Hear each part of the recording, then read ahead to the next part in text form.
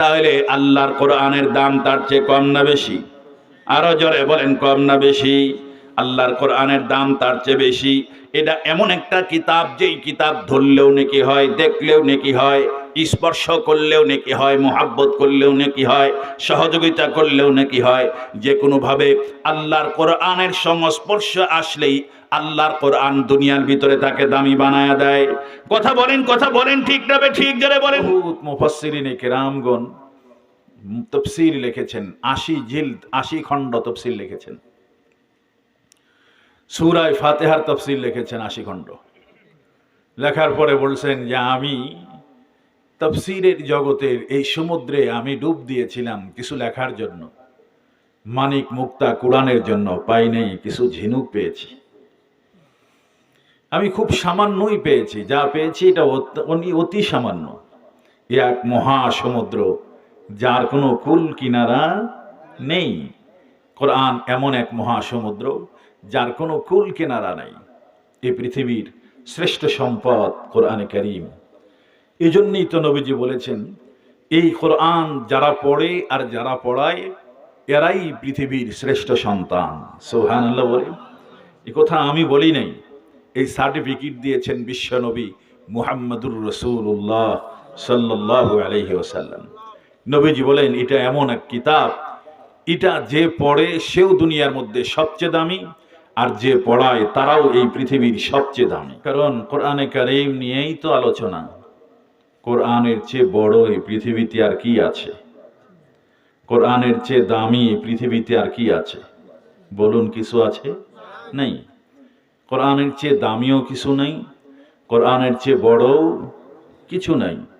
কোরআন এমন এক মহাসমুদ্র, এটাকে নিয়ে আলোচনা করে কেউ এর আলোচনার ইতি টানতে পারবে এমন মানুষ এই পৃথিবীতে জন্মই নেয় নাই। কথা বলেন, ঠিক না ঠিক যারা বলে। বহুত মুফাসসিরিনে কেরামগণ তাফসীর লিখেছেন, ৮০ জিলদ ৮০ খণ্ড তাফসীর লিখেছেন।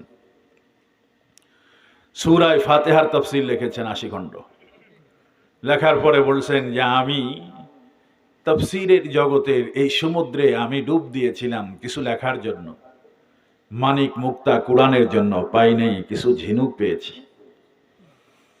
আমি খুব সামান্যই পেয়েছি, যা পেয়েছি এটা অতি সামান্য। এক মহাসমুদ্র যার কোনো কুল কিনারা নেই। কোরআন এমন এক মহাসমুদ্র যার কোনো কুল কিনারা নাই। এই পৃথিবীর শ্রেষ্ঠ সম্পদ কোরআনে কারীম। এই জন্যই তো নবীজি বলেছেন, এই কোরআন যারা পড়ে আর যারা পড়ায় এরাই পৃথিবীর শ্রেষ্ঠ সন্তান। সুবহানাল্লাহ বলে। এই কথা আমি বলি নাই, এই সার্টিফিকেট দিয়েছেন বিশ্বনবী মুহাম্মদুর রাসূলুল্লাহ সাল্লাল্লাহু আলাইহি ওয়াসাল্লাম। নবীজি বলেন, এটা এমন এক কিতাব, এটা যে পড়ে সেও দুনিয়ার মধ্যে সবচেয়ে দামি, আর যে পড়ায় তারাও এই পৃথিবীর সবচেয়ে দামি। আমার পূর্বে হযরত বলেছেন, কোরআনওয়ালার কত দাম, কোরআনওয়ালার কত দাম। এটা বুঝার আগে কোরআনের দাম কত এটা আগে বুঝি। কোরআন কত দামি, কোরআন কত দামি। এই পৃথিবীতে তো আল্লাহ পাক রব্বুল আলামিন আরো আসমানি কিতাব নাজিল করেছিলেন, কিন্তু সব আসমানি কিতাবের ভিতরে কোরআনের মর্যাদা একটু আলাদা, কোরআনের দাম একটু ভিন্ন। কথা বলেন, ঠিক না? কোরআনের মর্যাদা, কোরআনের দাম একটু আলাদা, একটু ভিন্ন। কেন ভিন্নতার কারণ কি? কারণ হলো এই পৃথিবীতে যত কিতাব আল্লাহ দুনিয়াতে পাঠিয়েছেন আসমানি কিতাব, সকল আসমানি কিতাবগুলো লিখিত আকারে দুনিয়াতে এসেছে, লিখিত আকারে দুনিয়াতে এসেছে। আর কোরআনে কারীম এমন এক কিতাব, যে কিতাব লিখিত আকারে আসে নাই, স্বয়ং আল্লাহ পাক রব্বুল আলামিন তেলাওয়াত করেছেন, আর আল্লাহর তেলাওয়াত নিয়ে এসে জিবরিল আমিন নবীজির কলবের উপরে ঢেলে দিয়েছেন। সুবহানাল্লাহ বলেন, আরো জোরে বলেন না সুবহানাল্লাহ। কোরআন এটা এমন এক কিতাব, শুধু কিতাবই না, এটাকে বলা হয় কালামুল্লাহ, আল্লাহর কালাম, আল্লাহর বাণী। এই কোরআন সর্বপ্রথম তেলাওয়াত করেছেন মহান আল্লাহ পাক। সুবহানাল্লাহ বলেন, আরো জোরে বলেন না সুবহানাল্লাহ। এই কিতাব প্রথম তেলাওয়াত কে করেছেন? আল্লাহ পাক রব্বুল আলামিন করেছেন। সর্বপ্রথম তেলাওয়াত করেছেন আল্লাহ পাক। আল্লাহ যেমন বড়, মানুষ যত বড় হয় তার কথার দাম তত বেশি হয়, ওজন তত বেশি হয়। কথা বলেন ঠিক না? আমার কথার ওজন আর একজন এমপির কথার ওজন কি সমান হবে? না। একজন এমপির কথার ওজন আর একজন মন্ত্রীর কথার ওজন সমান হবে না। একজন মন্ত্রীর কথার ওজন আর প্রাইম মিনিস্টারের কথার ওজন কি সমান হবে? না। যে যত বড়, যার ক্ষমতা যত বেশি, তার কথা, তার বাণী তত দামি হয়। কথা বলেন, ঠিক বললাম না ঠিক বললাম? সম্মানিত সুধী, বলুন তো দেখি, এই পৃথিবীতে আল্লাহর চেয়ে বড় কেউ আছে? বলুন, আছে? সমকক্ষ কেউ আছে? তুলনা করা যায় এমন কেউ আছে? নেই। এই পৃথিবীতে আল্লাহর সমানও কেউ নেই, বড় তো নেই। আল্লাহর সাথে তুলনা করা যায় এমনও পৃথিবীতে কেউ নাই। আল্লাহ পাক যেমন অতুলনীয় বড়, আল্লাহ পাকের বড়ত্বের যেমন কোনো তুলনা হয় না, কোরআনে কারীম এই পৃথিবীর ভিতরে অতুলনীয় দামি। এর দাম, এর মর্যাদার কোনো তুলনা পৃথিবীতে হয়? আরো জোরে বলেন, হয় না। কোরআন, আল্লাহ রাসূল বলেন, হাবলুল্লাহিল মামদুদ মিনাস সামা ইলাল আরদ। কোরআন এটা আল্লাহ পাকের একটা রশি, যা আল্লাহ পাক আসমান থেকে দুনিয়ার ভিতরে ছেড়ে দিয়েছেন। এই রশির এক মাথা আল্লাহর কুদরতি হাতে, আর এক মাথা আল্লাহ দুনিয়াতে ছেড়ে দিয়েছেন। কেন? দুনিয়ায় পড়া পতিত এই মানুষগুলোকে আল্লাহ বলেছেন, তোমরা কোরআন আঁকড়ে ধরো, রশিটা মজবুত করে ধরো, আমি আল্লাহ কুদরতি হাত দিয়ে একটা টান দিব, এক টানে তোমাদের 7 আসমান পাড়ি দিয়া জান্নাত পর্যন্ত পৌঁছায়া দিব। আরো জোরে বলেন না সুবহানাল্লাহ। এটা এমন এক রশি, যে রশির এক মাথা আল্লাহর হাতে, আর এক মাথা আল্লাহ দুনিয়াতে পাঠাইছেন। কেন? কারণ হলো, আমাদের মূল ঠিকানা তো জান্নাত। আমাদের মূল ঠিকানা কোথায়? বলেন কোথায়? আমরা কি জান্নাতে যেতে চাই না চাই না? সবাই আমরা জান্নাতে যেতে চাই। জান্নাত আমাদের মূল ঠিকানা। জান্নাত কোথায়? জান্নাত কোথায়? কাছাকাছি না, জান্নাত তো অনেক উঁচায়। কত উঁচা? বলে এখান থেকে প্রথম আসমান, প্রথম আসমান থেকে দ্বিতীয় আসমান, এখান থেকে প্রথম আসমানের দূরত্ব কতটুকু, তাই আজ পর্যন্ত পৃথিবীর কোনো বৈজ্ঞানিক গবেষণা করে বের করতে পারেনি। দূরত্ব কতটুকু হতে পারে? যত তারকা আছে, যত তারকা আছে, সকল তারকা প্রথম আসমানের নিচে ঝুলন্ত অবস্থায় আছে। বিজ্ঞান গবেষণা করে কথা বলেছে যে এমনও তারকা পৃথিবীতে আছে যে তারকার আলো প্রতি সেকেন্ডে 1 লক্ষ কত হাজার, 1 লাখের প্রায় 2 লাখ, মনে করেন 2 লক্ষ কিলোমিটার গতিতে পৃথিবীর দিকে আসে। এটা হলো আলোর গতি। এই প্রতি সেকেন্ডে যে প্রায় 2 লক্ষ কিলোমিটার গতিতে পৃথিবীর দিকে আসতেছে, আজও এমন তারকা আসমানে আছে যেই আসমানের তারকার আলো আজ পর্যন্ত পৃথিবীতে পড়ে নাই। সুবহানাল্লাহ। আগামীকাল কইেন। তাহলে পৃথিবী থেকে প্রথম আসমান কত দূরে? কল্পনা করে বের করা যাবে? ক্যালকুলেশন করে বের করা যাবে না। এই প্রথম আসমান থেকে দ্বিতীয় আসমানের দূরত্ব এতটুকু, আবার প্রথম আসমানটা এই পরিমাণ মোটা, তারপরে তৃতীয় আসমান ওই পরিমাণ মোটা, তৃতীয় আসমান থেকে চতুর্থ আসমানের দূরত্বও সমান। এভাবে চতুর্থ, পঞ্চম, ষষ্ঠ, সপ্তম আসমানের উপরে হলো সিদরাতুল মুনতাহা। আল্লাহ পাক বলেন, ইনদা সিদরাতিল মুনতাহা ইনদাহা জান্নাতুল মাওয়া। আল্লাহ পাক বলেন, এই সিদরাতুল মুনতাহার নিকটে হলো তোমাদের ঠিকানা জান্নাত। সুবহানাল্লাহ বলেন। আরো জোরে বলেন না সুবহানাল্লাহ। এই সিদরাতুল মুনতাহার নিকটে, 7 আসমানের উপরে, আরশে আজিমের নিচে, এটাই হলো জান্নাত। হাদিস শরীফের মধ্যে আসছে, আরশে আজিমের ফ্লোর, যেটা ফ্লোর হবে, মেঝে, এটাই হলো জান্নাতের ছাদ। সুবহানাল্লাহ। আসতে কোন জোরে বলেন না সুবহানাল্লাহ। আরশে আজিমের যেটা ফ্লোর, আল্লাহর আরশের ফ্লোর যেটা হবে, এটাই হবে জান্নাতের ছাদ। সম্মানিত সুধী, তাহলে জান্নাত কত উঁচায়, আমরা কত উপরের মানুষ। সুবহানাল্লাহ বলেন। আর জোরে বলেন না সুবহানাল্লাহ। মুসলমান ভাইরারে আমার খুব ভালো করে বুঝবেন, এই মানুষগুলোকে রব্বুল আলামিন জান্নাত থেকে দুনিয়ার মতো এত নিচু জায়গায় আল্লাহ পাক রব্বুল আলামিন পাঠিয়ে দিয়েছেন। নিচের থেকে কোনো মানুষ যদি নিরাপদে উপরে উঠতে চায় তাহলে তার জন্য রশির প্রয়োজন হয়। কথা বলেন, কথা ঠিক না বেঠিক? জোরে বলেন। রশি ধরা হয়, ধরে বলা হয় তুমি রশিটা ধরো। রশিটা যখন ধরে উপর থেকে টান দিলে নিচের মানুষটা একবারে নিরাপদে উপরে উঠে যায়। কথা বলেন ঠিক না বেঠিক? জোরে বলেন। রব্বুল আলামিন বলে দিলেন, এ আমার বান্দারা, আমি আল্লাহ পাক রব্বুল আলামিন কোরআনে কারীম নামে একটা রশি আমি তোমাদের মাঝে দুনিয়াতে পাঠায়া দিলাম, যার এক মাথা আমি আল্লাহর কুদরতি হাতের ভিতরে, আর এক মাথা আমি দুনিয়ার ভিতরে পাঠায়া দিলাম।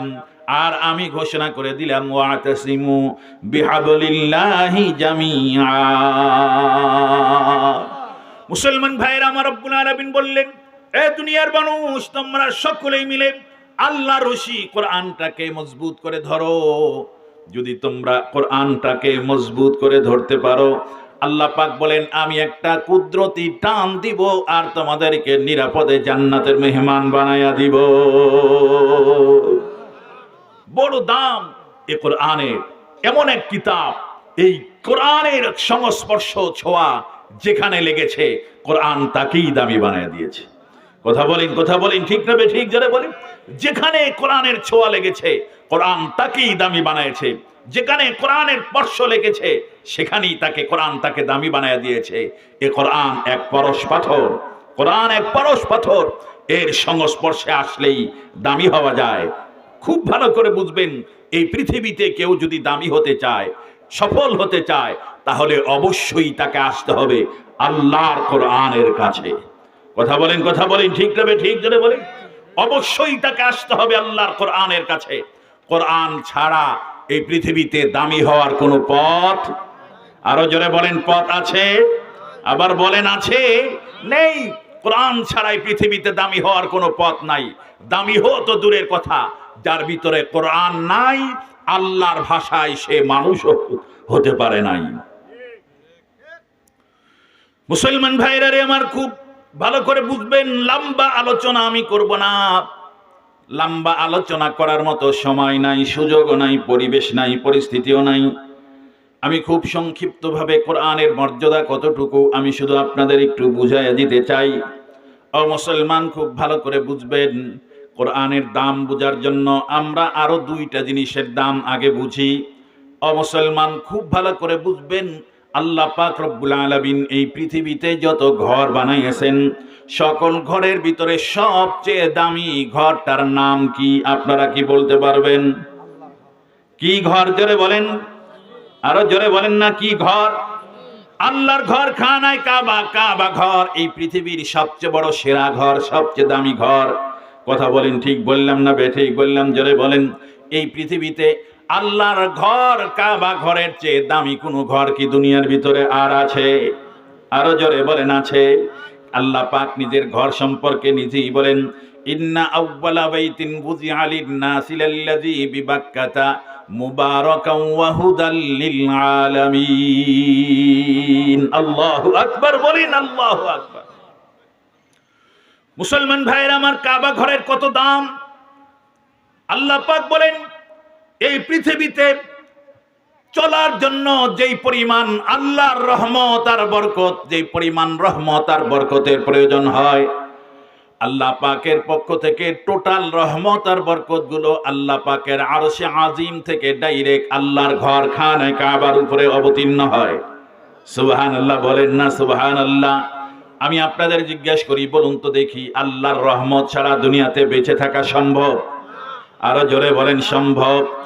এক মিনিটও আল্লাহর রহমত ছাড়া বেঁচে থাকা সম্ভব না। কথা বলেন, ঠিক বললাম না ঠিক বললাম?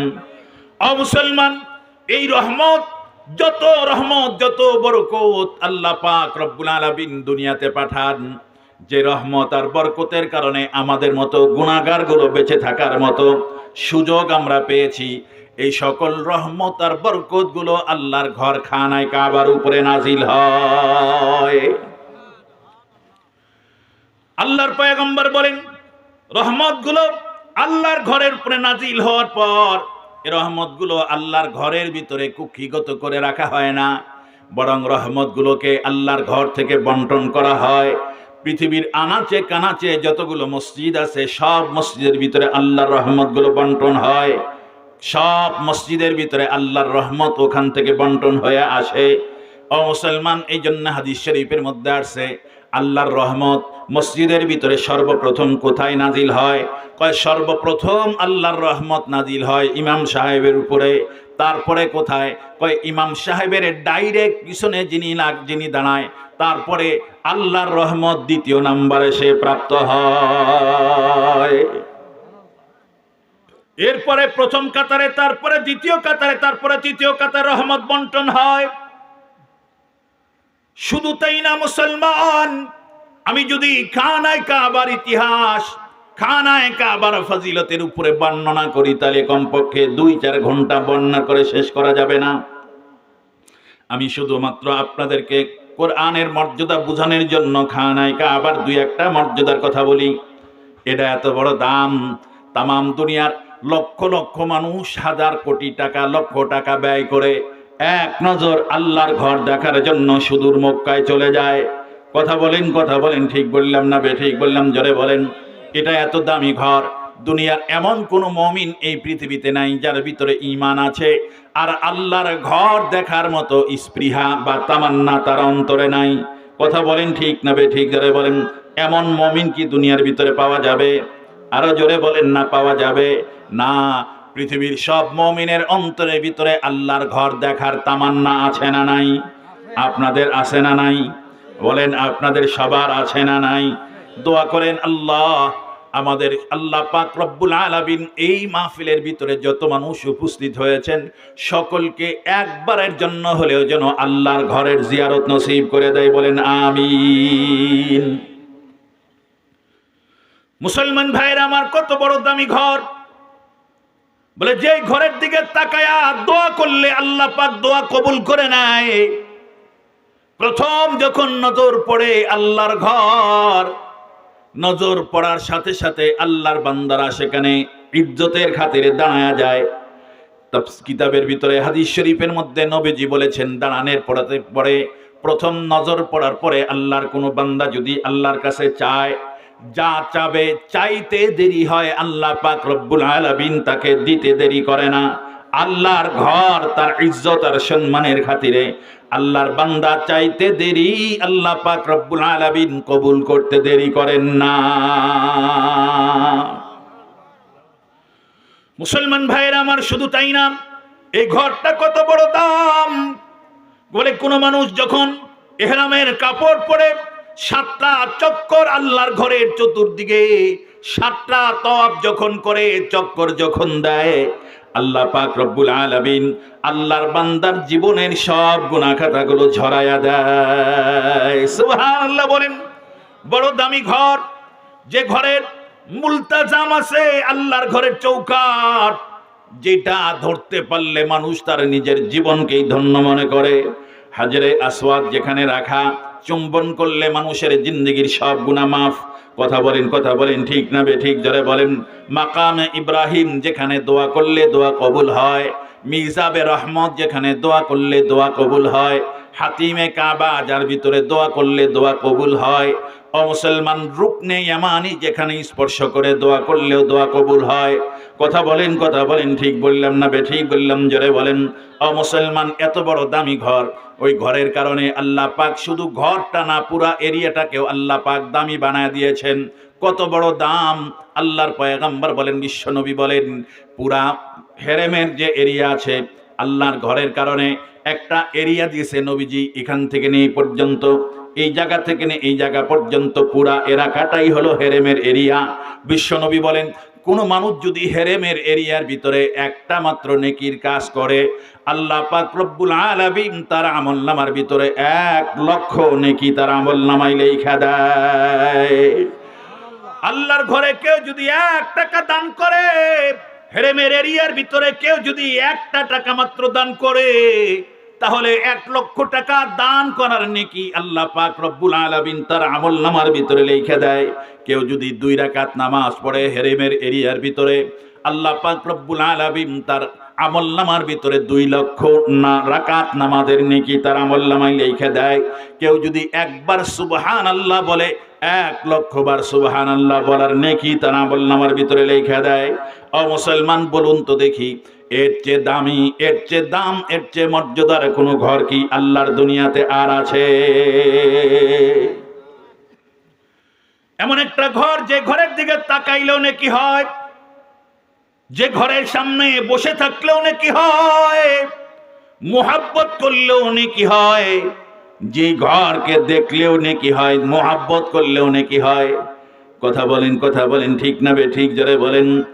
আর দুনিয়াতে এমন কোন ঘর আছে যে ঘরটা দেখলে নেকি হয়? বলুন না আছে। আর জোরে বলেন না আছে। যে ঘরের পাশে বসে থাকলেও নেকি হয় এমন কোন ঘর আছে? যে ঘরের এরিয়ার ভিতরে 1 রাকাত একটা নেকি করলে লক্ষ গুণ বাড়া দেওয়া হয় এমন কোন ঘর আছে? আরো জোরে বলেন না আছে। নাই মুসলমান, আল্লাহর ঘর বড় দাম। এত বড় দাম আর মর্যাদা দিয়ে আল্লাহ পাক তার ঘর বানাইছেন। মনে রাখবেন, আল্লাহর ঘর যত বড় দামি, তার চেয়েও আর একটা দামি জিনিস আল্লাহ পাক আমাদেরকে দান করেছেন। তিনি হলেন আমার আপনার নবী, বিশ্ব নবী মুহাম্মদুর রাসূলুল্লাহ সাল্লাল্লাহু আলাইহি ওয়াসাল্লাম। কথা বলেন, ঠিক না বে ঠিক? যারা বলেন, বলুন তো দেখি, খানায় কাবার দাম বেশি না আমার পয়গম্বরের দাম বেশি? মুসলমান ভাইরা আমার, আল্লাহ পাক রব্বুল আলামিন আরেকটা দামি জিনিস আমাদেরকে দান করেছেন। তিনি হলেন আমার আপনার নবী, বিশ্ব নবী মুহাম্মদুর রাসূলুল্লাহ। কত বড় দাম! বলে মখলুকাতের ভিতরে আল্লাহর পয়গম্বরের চেয়ে দামি কোনো মখলুক আল্লাহ পাক দুনিয়াতে আর একটা বানায় নাই। সুবহানাল্লাহ বলেন। নবীজির দাম কত বড়! কই মখলুকের ভিতরে আমার নবীর চেয়ে দামি কোনো মখলুক আল্লাহ দ্বিতীয় আর একটা তৈরি করে নাই। সুবহানাল্লাহ বলেন। আর জোরে বলেন না সুবহানাল্লাহ। আমার নবীর চেয়ে দামি কোনো মানুষ দুনিয়াতে আসেও নাই, আর কিয়ামত পর্যন্ত আসার কোনো সম্ভাবনা, আরো জোরে বলেন, আছে? নাই। কিয়ামত পর্যন্ত আসার কোনো সম্ভাবনাও নাই। আর খুব ভালো করে বুঝবেন নবীজির দাম তাহলে কত বড়। খানায় কাবার চেয়েও যদি দামি হয়, তাহলে নবীজির দাম কত বড়। খানায় কাবার দিকে তাকাইলে তো নেকি হয়, আল্লাহ পাক বান্দার দোয়া কবুল করে নেন। আর আমার নবীর দিকে তাকাইলে তাহলে কি হয়?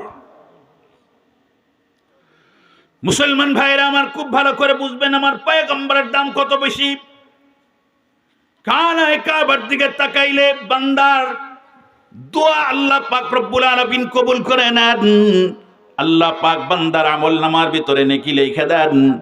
কিন্তু আমার নবীর দাম আল্লাহ আরো বাড়ায়া দিলেন। কত বাড়ায়া দিলেন?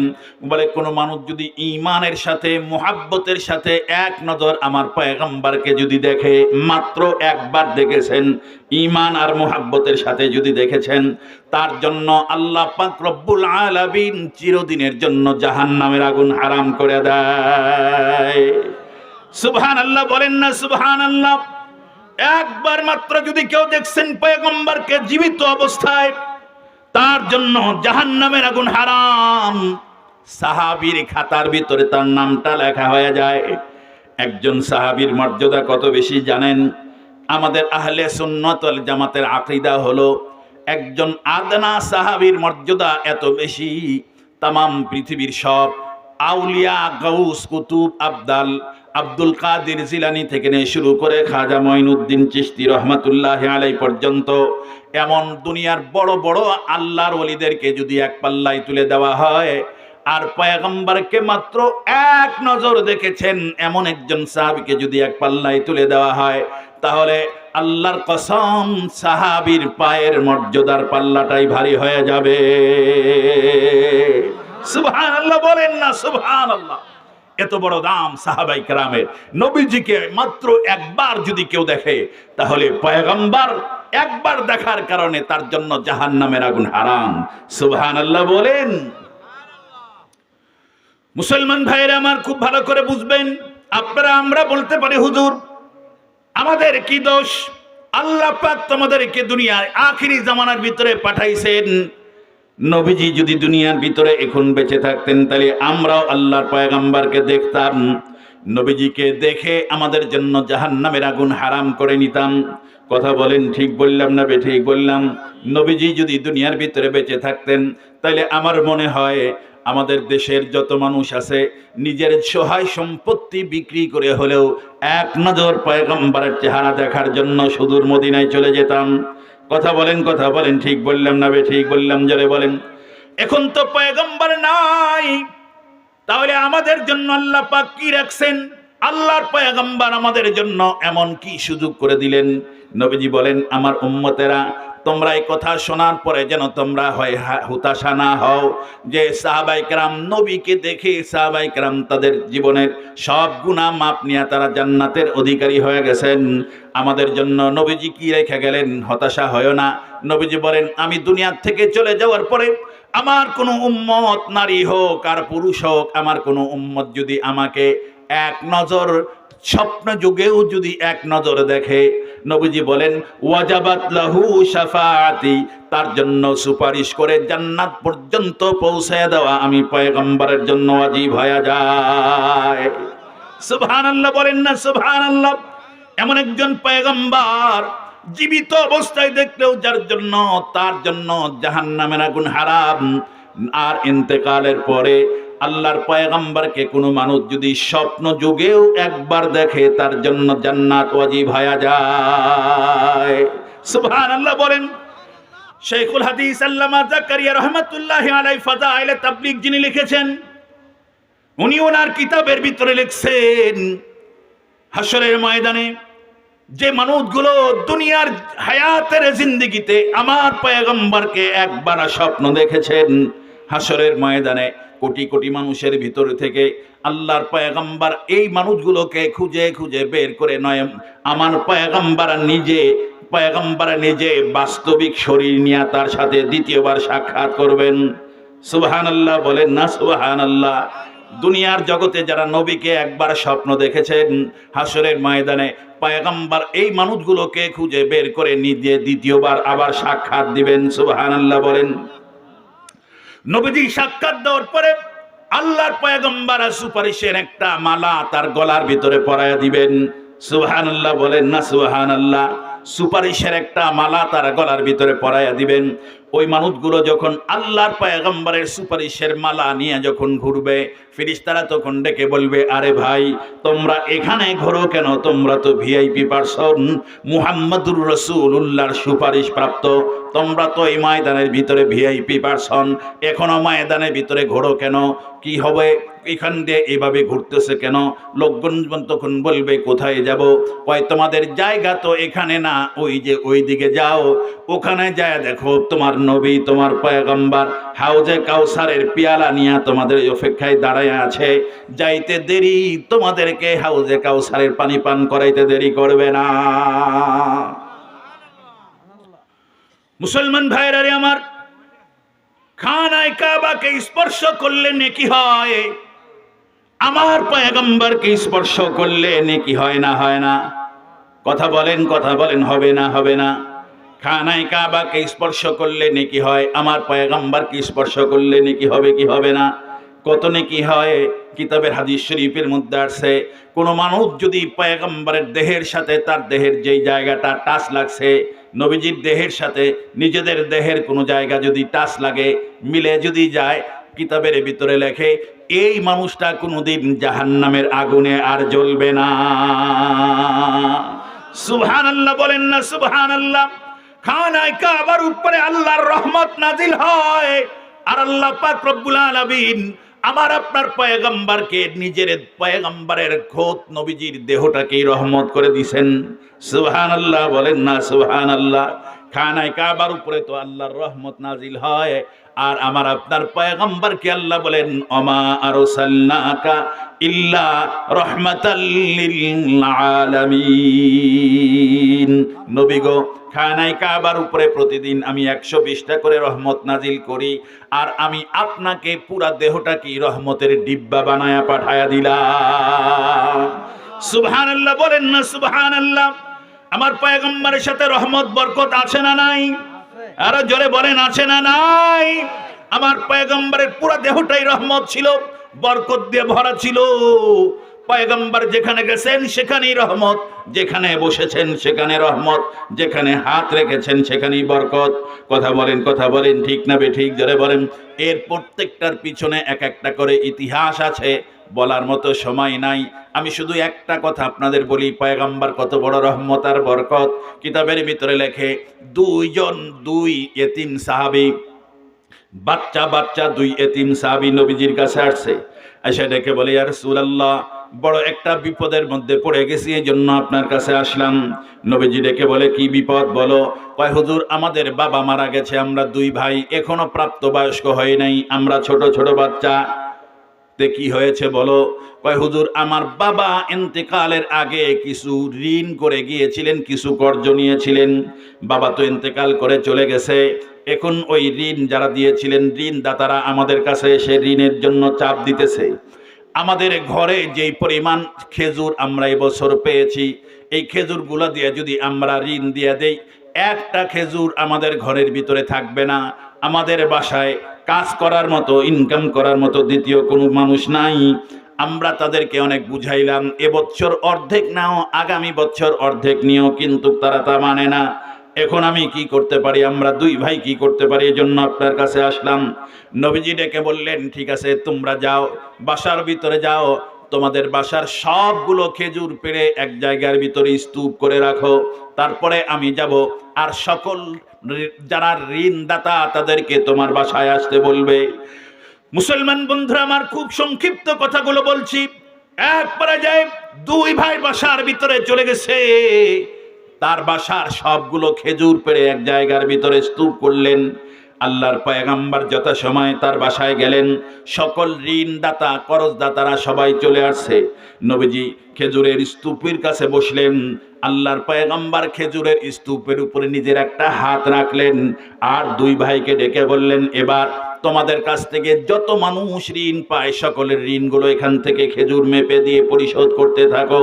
দুই ভাই বলেন, আমরা একের পর এক মেপে দিয়ে দিয়ে সকল ঋণদাতাদের ঋণ পরিশোধ করতে লাগলাম। এক পর্যায়ে ঋণদাতা শেষ হয়ে গেল, কিন্তু খোদার কসম খায়া বলি, আমাদের স্তূপের একটা খেজুরও কমে নাই। মুসলমান ভাইরা আমার, খুব ভালো করে বুঝবেন, খানায়ে কাবাকে মোহাব্বত করলে নেকি হয়। আল্লাহ পাক আমার পয়গম্বরের দাম আরো বাড়ায় দিয়েছেন। আমার পয়গম্বরের মোহাব্বতের ব্যাপারে আল্লাহর পয়গম্বর নিজেই বলেন, আমাকে যদি মোহাব্বত না করো তাহলে তোমার ঈমানই পাকা হবে না। কথা বলেন ঠিক না বেঠিক? যারা বলেন, قال رسول الله صلى الله عليه وسلم لا يؤمن أحدكم حتى أكون أحب إليه من والده وولده والناس أجمعين। বিশ্ব নবী বলেন, আল্লাহ আমাকে যতক্ষণ পর্যন্ত তোমরা তোমাদের সন্তান, তোমাদের স্ত্রী, পুত্র, বন্ধু বান্ধব, এমনকি তোমার জীবনের চেয়ে যদি বেশি মহব্বত না করো, ততক্ষণ পর্যন্ত তুমি মুমিন হতে পারবে না। इश्क़ महबूब खुदा ए दिल जिसे हासिल नहीं, इश्क़ महबूब खुदा ए दिल जिसे हासिल नहीं, लाखों मोमिन हो मगर ईमान में कामिल नहीं। मुसलमान बंधुरा आमार, पयगम्बरेर दाम ताहले कुरानेर चेये कम ना बेशी? खानाय काবার চেয়ে কম না বেশি? মুসলমান অনেক বেশি। কথা বলেন ঠিক না বেঠিক? যারা বলেন, মুসলমান আমার আল্লাহ পাক রব্বুল আলামিন আমাদেরকে আরেকটা দামি জিনিস দিয়েছেন, যেই দামি জিনিসের দাম খানায় কাবার চেয়েও বেশি, আল্লাহর পয়গম্বর মুহাম্মদুর রাসূলুল্লাহর চেয়েও বেশি। তার নাম হলো আল্লাহর কালাম কোরআনে কারীম। সুবহানাল্লাহ বলেন না সুবহানাল্লাহ? পয়গম্বরের দাম যত বড়, তার চেয়ে কোরআনের দাম আরো অনেক গুণে বেশি। কারণ কোরআনের কারণেই তোমার নবীর দাম বেড়েছে। কথা বলেন ঠিক যাবে ঠিক যারা বলেন, আমার পয়গম্বরের উপরে কোরআন নাজিল হয়েছে, এই জন্যই তো পয়গম্বরের দাম বেড়েছে। কথা বলেন ঠিক না বেঠিক যারা বলেন, এই জন্য পয়গম্বরের দামের চেয়ে কোরআনের দাম কম না বেশি? আরো জোরে বলেন, কম না বেশি? আর একটা কারণ কিতাবের ভিতরে লেখছে কোরআনের দাম বেশি কেন? কয়, পয়গম্বর যত বড় হোক না কেন, পয়গম্বর তো মাখলুক, আল্লাহর সৃষ্টি জীব, কিন্তু এই পৃথিবীতে একটা জিনিস এমন আছে, যেটা আমরা দেখি স্পর্শ করি, কিন্তু এটা মাখলুক না, আল্লাহর সৃষ্টি না, ডাইরেক্ট আল্লাহর কালাম। এটা হলো কোরআনে কারীম, এটা আল্লাহর মাখলুক না, এটা আল্লাহর মাখলুক না। এই জন্যই তো মাখলুক যদি কোরআনকে যদি আল্লাহর সৃষ্টি বলা হইতো, তাইলে তো কোরআনের ভিতরে পরিবর্তন আসতো। কোরআন যেহেতু মাখলুক না, এই জন্যই তো কোরআনের ভিতরে কোনো পরিবর্তন নাই। 1500-1400 বছর আগে কোরআন যেমন ছিল, আজকার কোরআনও হুবহু একই আছে। কথা বলেন, ঠিক না বে ঠিক? যারা বলেন, একটা জেড জবরের পরিবর্তন হয় নাই, একটা নোক্তারও পরিবর্তন হয় নাই। কিয়ামত পর্যন্ত তাম পৃথিবীর সকল মানুষগুলো মিলে আল্লাহর কোরআনের একটা নোক্তার পর্যন্ত পরিবর্তন ঘটাইতে পারবে না। মুসলমান ভাইরা আমার, এবার আমি আপনাদের জিজ্ঞাসা করি, বলুন তো দেখি, আল্লাহর পয়গম্বরকে দেখলেও যদি নেকি হয়, মুহাব্বত করাটা যদি ঈমান হয়, পয়গম্বরের সংস্পর্শে গেলে জাহান্নামের আগুন যদি হারাম হয়ে যায়, তাহলে আল্লাহর কোরআনের দাম তার চেয়ে কম না বেশি? আরো জোরে বলেন, কম না বেশি? আল্লাহর কোরআনের দাম তার চেয়ে বেশি। এটা এমন একটা কিতাব, যেই কিতাব ধরলেও নেকি হয়, দেখলেও নেকি হয়, স্পর্শ করলেও নেকি হয়, মুহাব্বত করলেও নেকি হয়, সহযোগিতা করলেও নেকি হয়। যে কোনোভাবে আল্লাহর কোরআনের সংস্পর্শ আসলেই আল্লাহর কোরআন দুনিয়ার ভিতরে তাকে দামি বানায়া দেয়। কথা বলেন, ঠিক না বে ঠিক? যারা বলেন